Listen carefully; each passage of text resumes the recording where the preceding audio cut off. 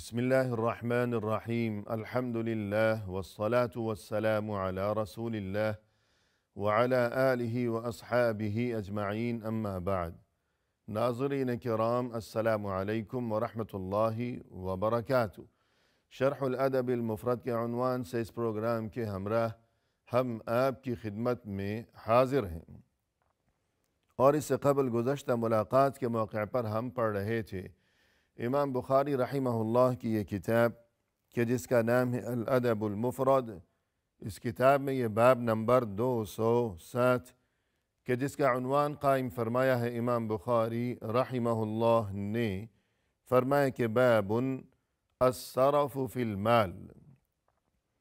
یعنی مال و دولت خرچ کرنے کے معاملے میں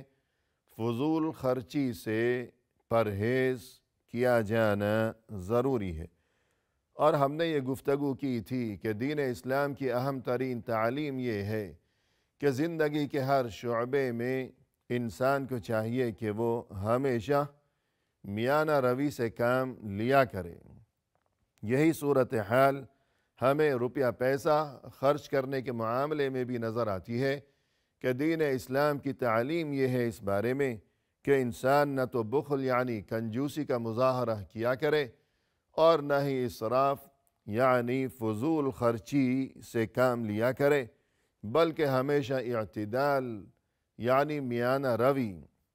کا راستہ اختیار کیا جانا ضروری ہے۔ ہمارے سامنے ہے یہ حدیث کہ جس کا نمبر ہے 442، اور جس کا کافی حصہ اس سے قبل گزشتہ ملاقات کے موقع پر ہم پڑھ چکے ہیں، اور خلاصہ یہ کہ رسول اللہ صلی اللہ علیہ وسلم نے ایک موقع پر یہ ارشاد فرمایا کہ اللہ تم سے 3 کاموں کو پسند فرماتا ہے اور 3 کاموں کو ناپسند فرماتا ہے۔ وہ 3 کام کہ جنہیں اللہ پسند فرماتا ہے ان میں سب سے پہلا کام یہ کہ ان تعبدوہ ولا تشرکوا بہ شیئا، کہ تم ہمیشہ صرف ایک اللہ کی عبادت کیا کرو اور ہر قسم کے شرک سے تم ہمیشہ اپنا دامن بچائے رکھو۔ ناظرین کرام، یہ جو پہلی بات ہے، یہ پہلا کام ہے جو کہ انسان کا اصل مقصد حیات ہے، کہ اسی خاطر انسان کو زندگی کی قیمتی ترین نعمت سے نوازا گیا ہے، ایک اللہ کی عبادت، اور ہمیشہ ہر قسم کے شرک سے اپنا دامن بچائے رکھنا۔ اس کی کتنی بڑی اہمیت ہے دین اسلام میں کہ یہی دین اسلام کی بنیاد ہے۔ اس بارے میں اس سے قبل گزشتہ ملاقات کے موقع پر ہم بہت ہی مفصل گفتگو کر چکے ہیں۔ اس کے بعد دوسرا کام جو کہ اللہ کو بہت پسند ہے اپنے بندوں کی طرف سے، فرمایا کہ وَأَن تَعْتَصِمُوا بِحَبْلِ اللَّهِ جَمِيعًا، یہ کہ تم ہمیشہ ہی اللہ کی رسی کو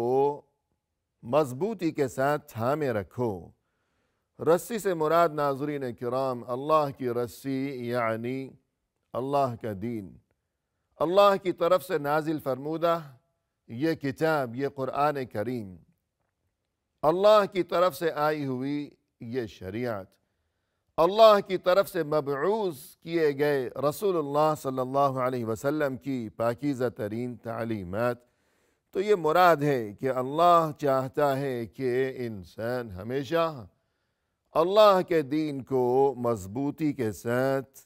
تھامے رکھے۔ یہ چیز اللہ کو بہت ہی پسند ہے۔ اور یہاں ناظرین کرام یہ بات بھی ہمیں سمجھنا ضروری ہے کہ جیسا کہ قرآن کریم میں ارشاد ہوا، اسی بارے میں جو تعلیم دی گئی وہاں قرآن کریم میں فرمایا کہ وَاعْتَصِمُوا بِحَبْلِ اللَّهِ جَمِيعًا وَلَا تَفَرَّقُوا، تم سبھی ہمیشہ اللہ کی رسی کو یعنی اللہ کے دین کو مضبوطی کے ساتھ تھامے رکھو، اور یہ کہ تم کبھی آپس میں تفریقہ نہ کرو۔ تو وہاں بھی یہی تعلیم دی گئی، اور یہ کہ حبل کا لفظ استعمال کیا گیا، یعنی رسی کے عربی لغت میں دراصل حبل کے معنی یہ ہوا کرتے ہیں کہ السبب الذي يتوصل به الى البغية، کہ انسان اپنی منزل مقصود تک پہنچنا چاہتا ہے، کسی جگہ جانا چاہتا ہے، اور وہاں پہنچنے کے لیے ضروری ہے یہ بات کہ وہ کسی چیز کا سہارا لے کر، مثلا رسی کو تھام کر وہ وہاں پہنچے۔ کہ فرض کیجئے کہ کسی جگہ کوئی قدرتی آفت آ گئی ہو، خدا نخواستہ کوئی زلزلہ ہے، طوفان ہے، یا سیلاب ہے، یا آندھی ہے، یا اسی طرح انسان فرض کیجئے کہ کوئی دریا پار کرنا چاہتا ہے، دوسری جانب پہنچنا چاہتا ہے، تو اس مقصد کے لیے بعض اوقات رسی کو تھاما جاتا ہے۔ یا اسی طرح فرض کیجئے کہ کسی جگہ کوئی آگ لگ گئی ہو، اب کوئی انتظام کیا گیا کہ اوپر سے کوئی رسی لٹکائی گئی ہے، اب وہاں سے نجات حاصل کرنے کا ایک ہی طریقہ ہے، اور وہ یہ کہ کسی طرح انسان اس رسی کو مضبوطی کے ساتھ تھام لے، اور اس قدر مشکل وقت میں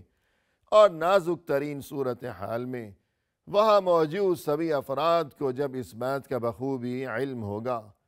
اور اس بات کا خوب انہیں احساس و ادراک ہوگا کہ اس وقت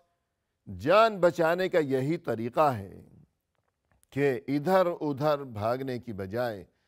اور دائیں بائیں یا کسی اور طرف متوجہ ہونے کی بجائے بس کسی بھی طرح آگے بڑھ کر اس رسی کو تھام لیا جائے۔ تب ایسے میں ان سب کا ایک ہی مقصد ہوگا، ایک ہی ان کی کوشش ہوگی، اور ایک ہی ان سبھی کی خواہش ہوگی کہ کاش کسی طرح میں اس رسی تک پہنچ جاؤں اور اسے تھام کر اپنی جان بچانے میں کامیاب ہو سکوں۔ تو وہاں اختلاف نہیں ہوگا، ایسی بات نہیں ہوگی کہ کوئی ادھر بھاگ رہا ہے اور کوئی ادھر بھاگ رہا ہے، بلکہ ان سب کا مقصد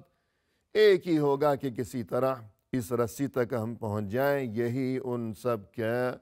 مطلوب و مقصود ہوگا۔ الغرض افتراق و انتشار سے بچنا،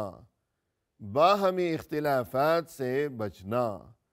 اور آپس میں اتحاد و اتفاق کو بہر صورت قائم رکھنا، یہ چیز بہت زیادہ ضروری ہے کہ یہی چیز کہ جس کا نام ہے اتفاق و اتحاد، دنیا و آخرت میں ہر معاملے میں، ہر قدم پر اور ہر مرحلے پر اگر انسان کی یہ تمنا ہو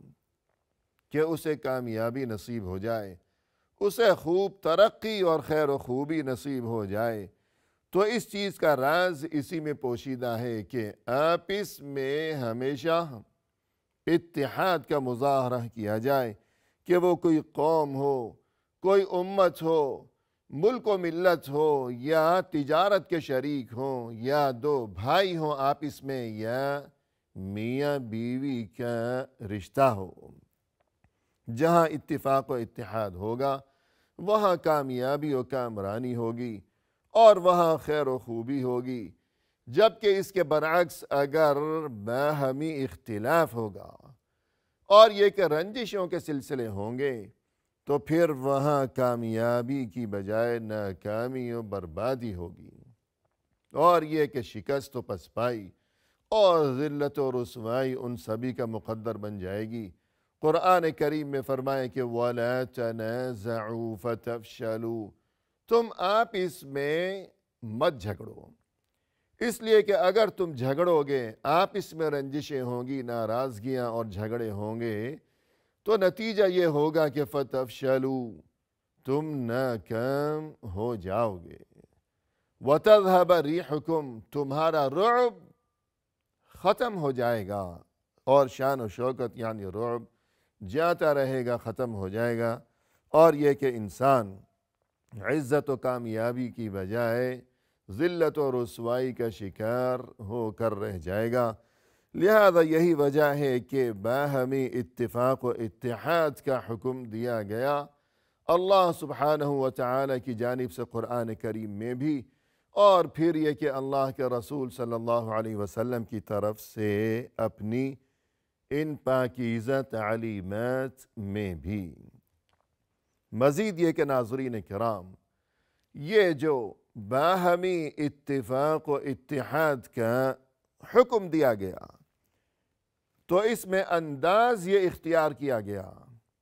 کہ اتفاق و اتحاد کو قائم رکھو، اس کا طریقہ یہ بتایا گیا کہ اللہ کے دین کو مضبوطی سے تھامے رکھو۔ تو یہ جو انداز اختیار کیا گیا ہے اور یہ جو طریقہ بتایا گیا ہے، تو اس میں ہمیشہ کے لیے ہمیں اس اہم ترین راز کی جانب متوجہ کرنا مقصود ہے، اور یہ اہم ترین حقیقت ہمیں سمجھانا اور بتانا مقصود ہے کہ پہلی بات تو یہ کہ اگر کامیابی کی اور خیر و خوبی کی تمنا ہے اور ذلت و رسوائی سے بچنا چاہتے ہیں ہم، تو بہر صورت اور بہر قیمت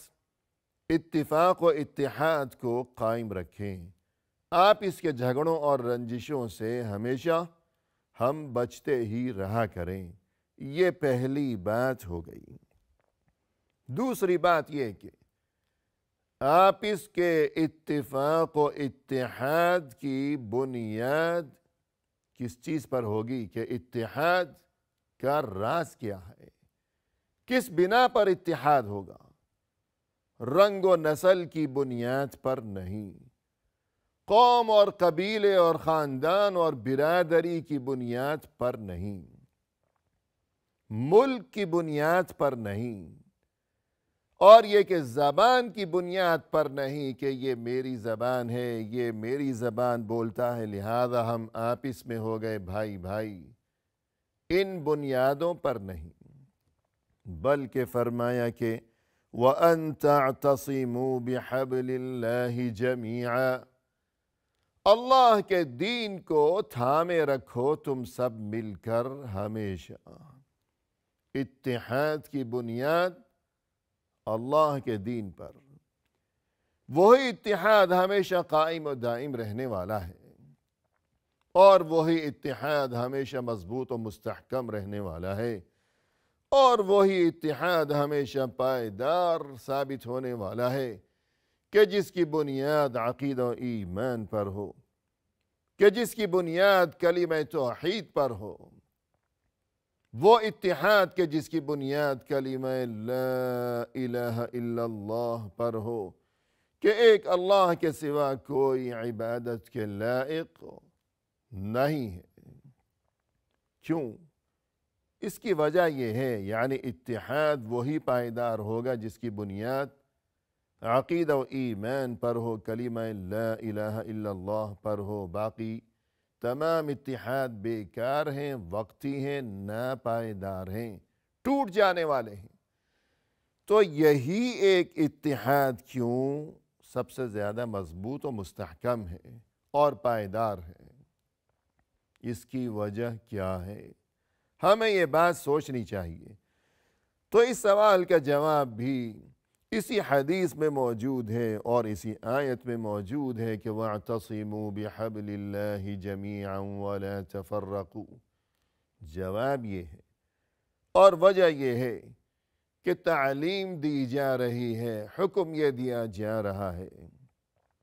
کہ اتحاد کو قائم رکھو، اور یہ اتحاد اور توحید، ایک اللہ کی عبادت، اسی کو اپنا مطلوب و مقصود سمجھنا، اسی کو ہمیشہ اپنا معبود حقیقی تصور کرنا، اسی سے مدد مانگنا، اسی کے سامنے پیشانی جھکانا، سر جھکانا، اسی سے آہ و فریاد کرنا، اسی کے سامنے اپنا دامن پھیلانا، اور یہ کہ صرف اور صرف اسی کو ہمیشہ اپنا حاجت روا اور اپنا مشکل کشا سمجھنا، توحید، حکم دیا جا رہا ہے اتحاد کا، اور معاملہ ہے توحید کا۔ اتحاد، توحید، وحدت، ایک بن جانا، ایک ماننا، ان سب کی اصل ایک ہی ہے۔ لہذا اتحاد اور توحید جب یہ دونوں چیزیں ایک ہی ہیں تو اس سے یہی بات خوب واضح و ثابت ہو گئی کہ اتحاد ہمیشہ وہی کامیاب رہنے والا ہے اور پائیدار رہنے والا ہے کہ جس کی بنیاد توحید پر ہو، نہ کہ رنگ و نسل پر، یا یہ کہ خاندان اور قبیلہ و برادری پر، یا کسی بھی اور چیز پر۔ اس کے بعد ناظرین کرام، یہ 3 کام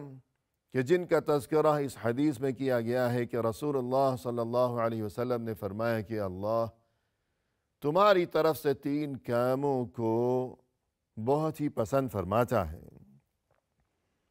تیسرا کام یہ کہ وَأَن تُنَاصِحُوا مَنْ وَلَّاهُ اللَّهُ أَمْرَكُمْ، جس کسی کو اللہ نے تمہارا ذمہ دار بنا دیا ہو، یعنی جو کہ تمہارا حکمران ہے، جو تمہارا فرما روا ہے، خواہ وہ پورے ملک کا سربراہ ہو یا یہ کہ کسی ادارے کا سربراہ ہو، کہ انسان جہاں کہیں ملازمت کیا کرتا ہے اور یہ کہ نوکری وغیرہ کا جو سلسلہ ہے، یا اسی طرح اس سے بھی بڑھ کر جو پورے ملک کا حکمران ہے، فرما روا ہے، تو فرمایا کہ اس کے ساتھ تم ہمیشہ مخلص ہی بن کر رہا کرو۔ مخلص بن کر،